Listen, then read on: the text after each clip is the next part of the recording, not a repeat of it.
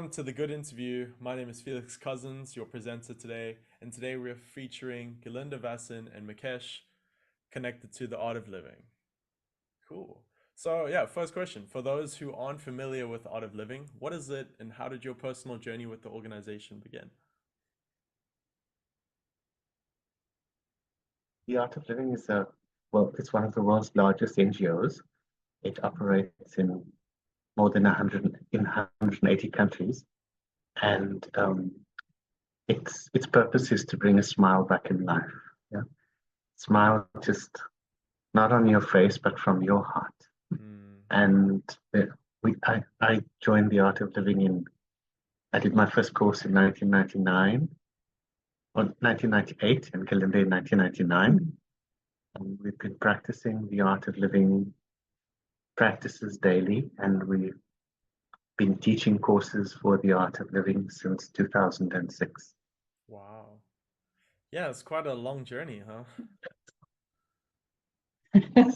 When you look back, it doesn't seem as if we don't know what happened, how time passed this quickly, but it's been a very beautiful journey. And I think since we started teaching together in 2006, we must have taught more than 17,000 students on various courses that we do. Wow. Yeah. Would it be a similar answer for you, Gerlinde?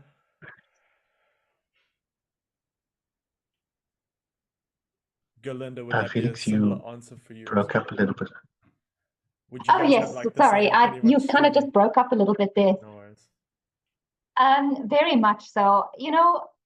If you ask me how I ended up on the course, I can't even say what brought me there. But when I had that experience for the first time, it was almost a feeling as if this is what I've been looking for.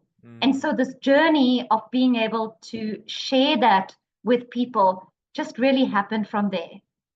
It's like it really just makes you realize that we've got so much to give, that there is so much joy to be shared in life. And if you have that ability, you have to do it. 100%. I actually have like a similar experience. I mean, my dad had always wanted to do the course, and then I was kind of going through a rough time, so he was like, "Hey, let's go together," you know. And I think that was really powerful. I think it's really sweet to go with someone, you know. I think to take someone on a course is a very beautiful thing you can do for someone else, but you're also doing it for yourself. Yeah. And I mean, when I did my course, I had no idea what was going to happen on the course, but it's the most transformational thing that I have experienced thus far. And I think after all these years of practice, I'm still amazed at how powerful these techniques are, the depth of silence that you get from it, the stillness, the calmness. It's so tangible. It's unmistakable. And that feeling of connection, that feeling of belonging, of being a part of something, of feeling like there is a difference that I can make in the world. There is simple things that I can do to make other people's life better. That really has been the driving force. And also for us to do that together as a couple has been a really, really rewarding journey. Yeah, sometimes I find it's almost like the smaller the kindness, the more genuine, or the more easy it is for someone to kind of take it, if that makes sense. Like, I think it's easy to overthink kindness, but it's start small. It's do what you can. It's, you know, but don't look for the, you know, I think we want to make such a big difference that we end up it can and make no difference. But realizing that the butterfly effect of kindness is so real that the small little bits add up, you know. And it's so easy to make a difference. It's so easy to just add to someone else's life. And I think that is what needs to be shared in the world. That is not difficult. And it all starts by, first of all, taking care of yourself. 100%. Because when you're stressed out, when you're barely coping, who cares about other people? I mean, let's be honest. But if you are feeling content in life, if you are feeling happy, then it's our nature to want to be there for people. But firstly, we have to take care of ourselves. And that is what these techniques really bring home. I like what you said about kindness, because these are things which are normal and natural to us. Mm. But when you experience stress, you find you become distanced from it. So the course is all about bringing you back to your nature, to to be kind, to be normal, to be happy. This is your normal state of mind. And I agree, yes, with that we can do small things, but this organization has been doing big things. Yeah. It has been having actually a huge impact, and it's so inspiring to see what people around the world have been doing in this organization. We can't even keep up with the new projects that spring up. The magnitude is so immense. Yeah. So I guess that leads quite good into the second question. What are some exciting projects and programs that the foundation is currently involved in? So from a courses side of things, I mean, we've just came out of this really big I Meditate Africa campaign, which Yes. we've been doing for the past 15 years. It's a Africa-wide campaign to inspire and encourage people to try out meditation. And the impact of it is really huge. It always culminates in a big live global meditation led by Sri Ravi Shankar. So we always do that for Africa Day. So that has just come and gone. And then June is very much a focus on yoga, because 21st of June is International Day of Yoga. So again, across Africa, we've had campaigns. This month, we have a Pan-Africa Happiness Program. So the Art of Living course as such is being taught by teachers across Africa, all in the same week, which is actually happening right now, this week and this Wow. weekend. Awesome. And then, of course, the International Association for Human Values is the Art of Living sister organization. So it's almost, we can say that the service arm of the Art of Living. So a lot of our community development and upliftment projects run under the umbrella of IAHV. We've been doing some amazing work with regards to, so there's prison programs that are being facilitated. And we also hosted for the first time in quite a while a big youth leadership and training program in Cape Town. That was which really is something that we do to encourage and inspire youth to live to their full potential. It encourages entrepreneurship and really brings that drive back into the next generation. Awesome. That's From an international perspective, I think we run so many projects. Recently, Art of Living was awarded a very prestigious award for their work on water regeneration, on water rejuvenation. So in many rejuvenated many rivers in India, and has benefited millions and millions of people. We also have across the world, in India especially, we have a project called Light a Home, where we assist people with solar lighting in areas where there's zero electricity. The Art of Living runs 1,096 free schools across India, and where first generation learners get to join school for the first time in their entire family history. wow. They'll be going to school, so it saves them from child labor. And after years of running these schools, we're starting to see our first crop of university graduates, which are doctors, engineers, architects, and it's actually it's brilliant, and the impact is so huge because it actually benefits whole communities. Where one person like this is educated, and it's very empowering. So the focus is a lot on empowerment. Yeah. So through what we say is that through our stress management of stress elimination techniques and courses, we empower individuals to serve society. So there's always a community element. It's not, once your stress goes down, automatically you feel this need to support and nurture the community around you. So many inspiring projects have started like that. Wow, that's awesome. Could you explain the philosophy behind the art of living and how has it guided your mission and work within the foundation? Thank you. I just mentioned it. It's that, we empower individuals to serve society. There's two slogans that can capture it. That's the first one. And the second one is that, we put a smile not just on your face, but from your heart. So happiness is one thing and serving is another, and they're quite integrally linked. That's true. Yeah, service and happiness is definitely a.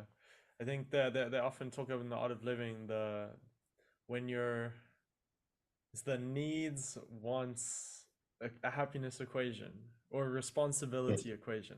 Maybe you could put that in better words. And it equates very much with the philosophy of Ubuntu in South Africa. Mm, But I'm here because of you, I'm here for you. mm. I am because you are. Or And as we through the say, practice of, we often say, Hmm? "I belong to you" in the art of living. Yes. yeah. See, through the practice of meditation, you get in touch with yourself. You find that happiness, a lot of joy, a lot of strength comes from that. And then that energy you use and put it back into action to make a difference to the people around you, to your community, to the country, to the world. Mm. And so it becomes a kind of circular Self-fulfilling. motion. Yeah. Yes. Yeah, it's very cool to see schools being combined with the yoga, with the breathing. I think that's very cool, Max. What daily habits and routines could our audience adapt to maintain peace and well-being within their own daily lives? In this world that is increasingly stressful, it's not, you can't just read a book or get some head knowledge and think that everything is going to be okay. You need some kind of maintenance practice to build that inner resilience and give you that strength to move forward in life. So when you take a little bit of time to practice some breathing and meditation, it really empowers you in every aspect of life. What you need in life is a calm mind and to have that strength and sensibility. And it's almost as if the further you want to shoot an arrow, the further you have to pull it back. In the same way, you need deep rest so that you can have dynamic activity in life. You can, and often people neglect themselves because of work, because of family, because of external engagements. But when you're stressed out, it affects your family, it affects your work relationship, it affects everything around you. So the one common denominator that you can take care of is yourself. Once you take care of yourself, all these aspects of life start to blossom. Mm. Yeah, I think there really is something to be said about self-care and maybe like kind of hustle culture, maybe like idolizes like I don't know, maybe just extreme hustle culture and like we're doing so Anybody that you much. ask these days, how are you? Oh, I'm good, but I'm so busy. It's almost like it's become a it's not a good thing, but it's become the thing that we say. So Mm, really just step back, take a little time for yourself. Everybody has to do it. And it is the easiest if you learn from someone or if you learn a proper technique. Yes, you mm, can watch some YouTube videos on meditation or you can read a book, but it's not going to give you the same experience and it's not going to integrate because what it comes down to is that it's not something you can do once off. You have to make it a part of your life. The same way you have to exercise regularly in order to have a healthy body, you have to practice meditation or breath work on a regular basis. So to learn it from someone, to learn a proper technique, and then make it a part of your life is the way to go. How did you guys integrate it to like how did you integrate this into your daily life, I suppose? I think the course teaches you how to do it. So when you do the course over 6 days, you don't cut off from your normal life, but you learn, you do your practice in the morning, you go to work. And it's a small part of what you do that doesn't become your whole life. It's like a little bit of deep rest in the morning, and then you go out into the world. And I think both our lives attest to the fact that we ended up doing far more with peace of mind because we have full-time day jobs. I'm an advocate, Gerlinde is a web developer, and yet we involved in so many courses at night, which we do on a volunteer basis. So we actually find that with that centeredness and peace of mind, we actually do a lot more, yet we have more than enough time to relax, spend with family too. So it's a very balanced life actually. Often people ask like, they get quite shocked to hear that we do this for free. Why would you dedicate so much of your free time to that? But it brings so much of joy to us that it's just become a normal part of our lives and a part of our life that we really enjoy the most. Oh, that's really beautiful to hear. You guys sound very passionate. And the practice just becomes something that you do. It's not a question. Like I wake up in the morning and I do my practices and then I kick off my day. And it needs to become that. Then it's like brushing your teeth. You don't even think about it. Wouldn't leave the house without meditating. What is your daily practice, if you don't mind? It's a little bit of breath work, and which then leads into meditation. And that's really all you need. 20 minutes of deep, proper meditation is equal to 4 to 6 hours of sleep.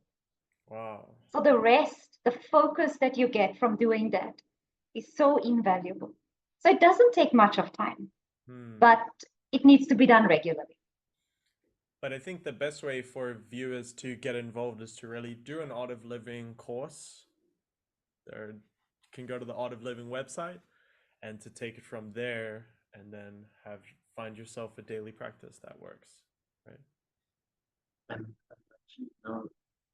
what's very powerful is that this wasn't some course put together by some person trying to make some money. It has service at its root and comes from a long philosophy of understanding the mind, how it works, how the emotions work, how to integrate that, how to balance it. So the philosophy behind it is very deep.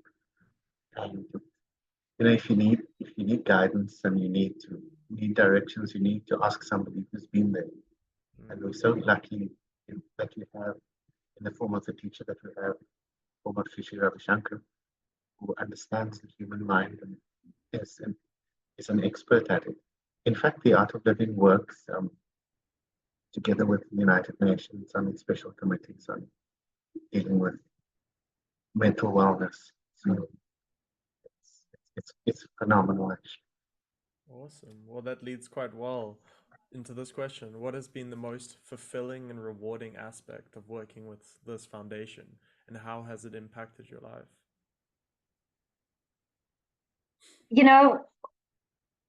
To see the transformation, to see when people show up on the first day of the course and what they look like and sound like by the time it ends. There's nothing like it.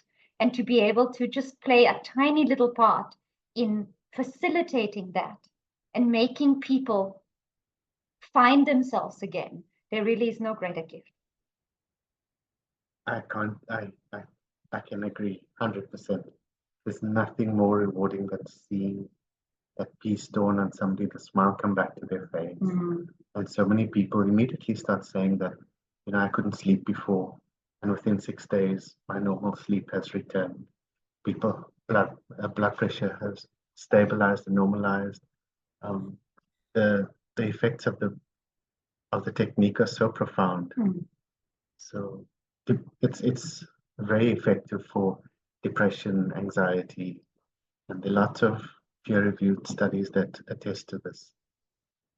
Yeah, I think that's also something that needs to kind of be known, is it's very scientifically backed. It's a very effective technique. Yeah. Yes. I think it's 67% effective for depression and even drug-resistant depression, and 73% effective for anxiety. Wow. You get 3 times deeper sleep doing Sudarshan Kriya, and there's a whole host of it. For us, it's like these are just symptoms of getting really deep rest, where the body and mind automatically then start healing itself. Cool. How can individuals and communities get involved with and benefit from the Art of Living's mission and programs? So we obviously, because we're a service organization, we also run a lot of courses that we run for free. There's one really beautiful course. It's called a Breathwater Sound Workshop. It's a short 3-day program, extremely transformational. And if you are part of an organization or a community and you want this to be integrated or part of whatever it is you are doing, you are offering, or for the people that you, the community that you serve, just reach out to the Art of Living Foundation via the website, to our national office, or any of the teachers, and we'll put you in touch. We've also been, since COVID, running HRE workshops, healing, resilience, something like that. And they are incredible. They're online workshops, function on the same level as the breathwater sound, but because it's online, it's a little bit more accessible even. And again, it really deals with that root of trauma and that feeling of despondence that people have. Through these simple practices, again, it's breath work, it's meditation, it kicks people out of this mindset and it really wakes them up to a new reality. It brings vitality back into the system. And those are kind of the things that are very easy because they're free and because they're so widely facilitated. We have lots and lots of teachers across the world, lots in South Africa alone. So that's an easy way to get involved. And then, of course, the youth leadership training program is just something that I can emphasize that is available to organizations to really foster the next generation. And I think that's something that's really, really important in South Africa. We should also not forget the course that you did, which is called the Happiness Program. So this is what we're mostly known for. It's the 6-day program that we teach, where you learn the very powerful Sudarshan Kriya technique. And that you can, if you go onto our website, you can find them. They're called the Happiness Program. Yeah? Awesome. What role does breathwork and meditation play in achieving inner peace and overall well-being? And how can these practices transform one's daily life? I think we touched on this a bit, but... Yeah, we did. But, every emotion is captured in the breath. So if you see somebody who's very sick and very stressed out, you see a lot of the emphasis is on the out breath. They keep going long sighs. And if you notice when something very beautiful happens, you see an amazing sunset, you close your eyes and you normally take a deep breath in. So that's the experience of the breath. When you find that you get angry, you find that your breath starts speeding up. If you get a fright, it stops. But by learning a rhythmic breathing technique, normally your breath changes according to the emotions and stresses, etc., that you experience. But when you practice a rhythmic breathing technique, it harmonizes all of this, and it really gives life a different dimension. We obviously don't say that when you breathe, your situation completely changes. But what happens is that you are way better equipped to respond to adverse situations that arise in life. You handle stress far better. You let go far more easily. And in that way, you start living a very rich and fulfilling life. Otherwise, if you see what really bothers people are not great stresses, but they're about tiny things that really bother us. She said this about me, he didn't do that. How can they be like this? So how does the mind let go of these little irritations? And so the techniques and tools that we impart to participants really empower them to move forward in life. So yes, you'll face obstacles, but we give you the tools so that you can move forward. Yeah. And also just to increase the energy levels. A lot of the time, especially now, more and more people are suffering from burnout and just feeling completely overwhelmed by life. And we actually have such a storehouse of energy inside of us. We just don't know how to tap into that. So there's very simple tools and tricks, and the breath is a extreme catalyst for that, to really allow us to raise these energy levels, which are then combined with a healthy lifestyle, with eating well, drinking lots of water, to really increase that. And all of a sudden you realize that things are not as bleak as you thought they were, just by making these minor adjustments in life. I think there's something to be said about taking that somewhat like bit of a pause. I think these things affect us and we don't really realize, and they add up and they add up, but we keep going.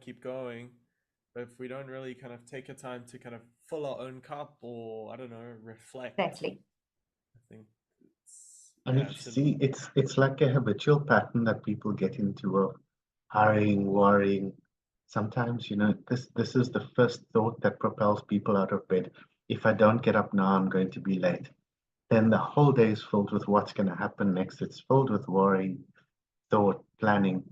And the last thought people have is, I need to go to sleep now. If I don't sleep now, I won't be able to wake up and do X, Y, and Z. So how do you take a break from this?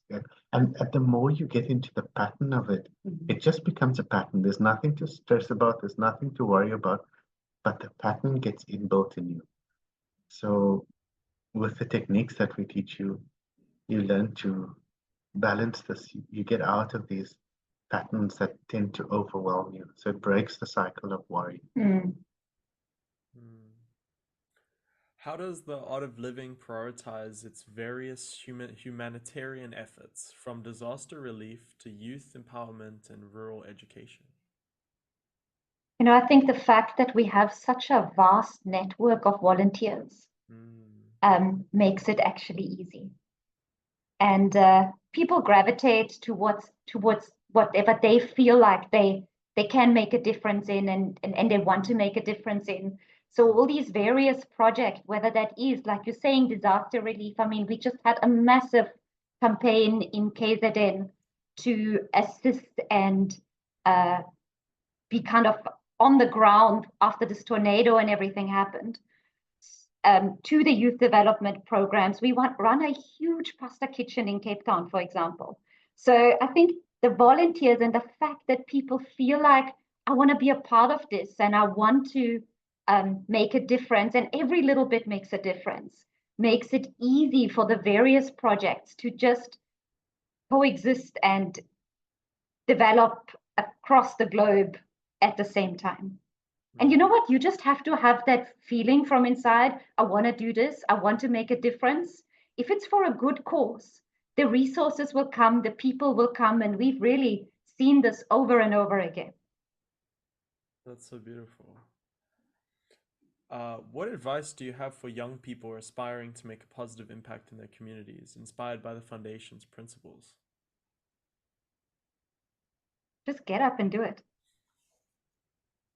We keep thinking that you need to do something huge, but you need to make a start. That's it. Young people already have this inspiration that they want to leave the world in a better place that they see now. And that's good. That it's that spark that's necessary. The only thing is that, don't procrastinate. Just get into action with it. Like you were saying, Felix, it starts with something small. It starts by making a few sandwiches, and then getting together in a group, you can make it more effective. A group is always more effective than one person doing something alone.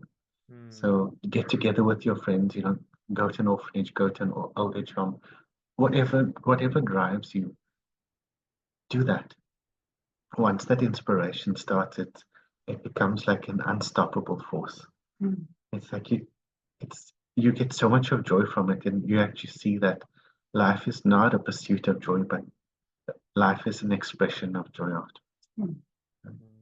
You often find the people who run after fun become miserable. But when you share love and joy with others, your life itself becomes joyful. Beautiful. What is the vision for the future of the Art of Living Foundation, and how do you plan to expand its impact? Should wish that there's peace on the planet. That is the highest blessing that we can wish for. And we can We can look at the world and say it's in trauma, it's in a mess, but we can also say that I have a role to play on this planet. Every being on this planet wants to be peaceful, wants to be happy. And me, in my small role, I'd like to play that role. And if enough people get up and do the same, we can change this world. The world is not filled with bad people. There are very few bad people in the world, but there are a lot of inactive good people. And these good people have to get up and start making a difference. I love that. It kind of leads the same as this next question. If you had one wish for the world, what would it be and why? But I think that's peace. Answered, yeah. Is there anything that I didn't maybe touch on that you guys would love to touch on more?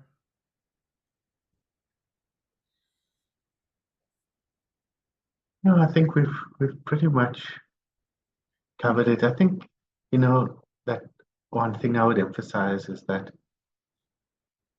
everything we do is because we want to be happy. But somehow we've lost the spark of that happiness. And happiness we derive sometimes. We want to take care of our family, we want to be good at our jobs.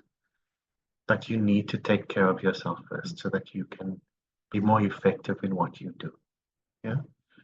I think this is the priority. And once you lose touch with your own well-being, I think everything falls to pieces from there. So make that a priority, and then you'll be a better mom, better dad, you'll be a better employee, and you'll see every aspect of your life will flourish. The temptation would be there to say, I have so much of responsibility, but your first responsibility should be to take care of yourself, and you'd find that you are far more effective in fulfilling all your other responsibilities. Well said. Well, thank you guys for your time, and I think this has been a good interview. Thank you so much. Chatting. Yeah. It's cool to see your guys' involvement. Maybe that's a quick question. It's like, what is your guys' role within Art of Living, and how did you kind of get these roles? It's evolved slowly over time. So first we started teaching it was the part one, now called the Happiness Program. I used to also teach courses for youth at the time. And then we've progressed and we've become yoga teachers. Gerlinde is a second level yoga teacher. I've become an advanced meditation teacher. So I think between the two of us, we teach 3 courses a month. We also organize these courses. So everything that we've been sharing with you, we've actually seen how through cultivating this piece, your capacity to do more increases without you feeling it to be a burden. Yeah.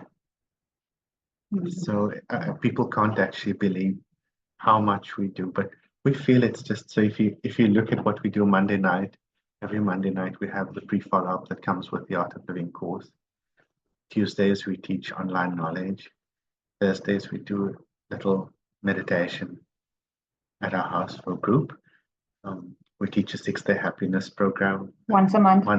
And we have been since 2006, every month. Wow. Every month almost I teach a silence retreat, which is 3 days, 16 hours a day. And then Gerlinde teaches the yoga deep dive. So it's and they're far more. So it's it is your life. I wouldn't say it's a part of your life. I would say it is. It is, but there's so many different aspects to life, and all of them are fulfilling. We enjoy going to work. We enjoy spending time with our family, and obviously we enjoy being of service. Wow. Yeah, I think it's a beautiful thing that you guys are so involved, and it's hard to imagine what your lives would be like if there was never a foundation like this. Maybe you would have started your own. I don't know. Yeah. Actually, the real beauty of it comes when this is done from your heart. It's not done because we don't do it because you derive an income from it. Once that becomes your livelihood, it translates into work. But service is like a labor of love, where you get nothing from it, but the reward is phenomenal. It's just a passion that drives you to do it without needing to be dependent on your income for that. And I think that makes a big difference, because otherwise it becomes like any other job and you become burnt out, you feel frustrated. But this is just the pure joy that we have in our life. Well, I think that's a beautiful note to end the interview. Thank you guys for your time. I think Thanks this is very much. Thank turned you. out well. We'll have a blessed Yeah, day. your questions were Your questions were very good. Your questions were good. Yeah, we'll have to thank Daniel for that. Daniel was really good with his questions. Oh, which Daniel? Oh, Daniel Barange. Yes, Daniel Russ. Yeah. He wrote the questions. Yeah, Ah, Daniel. Yeah, very good question. Like really good. I'll tell him. Thank you guys. Thank you. Cheers. Thanks. Thank you so Thank much. you so And much. we hope to see you soon. Yes. Cheerio. All right. Thanks a lot. Bye. Bye.